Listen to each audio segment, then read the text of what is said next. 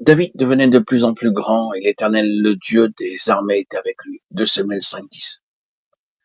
Nous avons vu dans les précédents audios comment Dieu amena David à Hébron et à Sion pour lui permettre de recouvrer toute perte nationale et personnelle en observant certains principes divins. Après que David eut séjourné 7 ans et 6 mois à Hébron, il entra dans Sion. Dieu devait d'abord préparer David à Hébron où il apprit la pleine signification de la communion. Après Hébron, David fut amené à Sion. Selon Deutéronome 7, les Israélites devaient chasser les 7 nations qui occupaient le pays.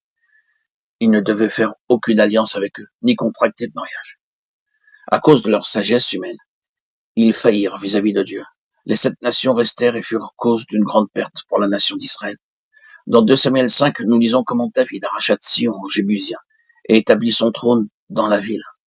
Hélas, dans son orgueil, il persista à vouloir dénombrer le peuple. Dieu dut le punir à cause de cela.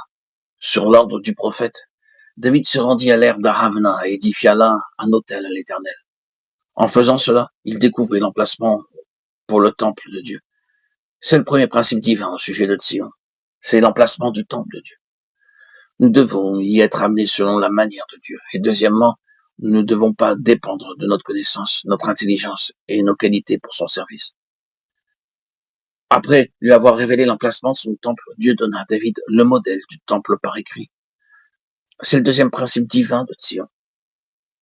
Le plan céleste pour notre vie personnelle, familiale et corporative. 1 Chroniques 28:11. J'ai posé le fondement comme un sage architecte et un autre bâtit dessus. Mais que chacun prenne garde à la manière dont il bâtit dessus. Car personne ne peut poser un autre fondement que celui qui a été posé, savoir Jésus-Christ. 1 Corinthiens 3:10-11. C'était sur le butin pris à la guerre qu'il les avait consacrés pour l'entretien de la maison de l'Éternel. Le troisième principe divin est de rassembler les matériaux pour accomplir le plan. Dieu permet des batailles dans nos vies afin que nous ayons le privilège d'apporter dans la maison de Dieu les matériaux nécessaires.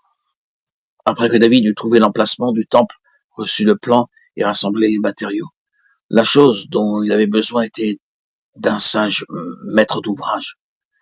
Lorsque Dieu choisit Salomon, 1 roi de 12:3-11, celui-ci demanda à Dieu de lui donner de la sagesse, 1 roi 3:5-9.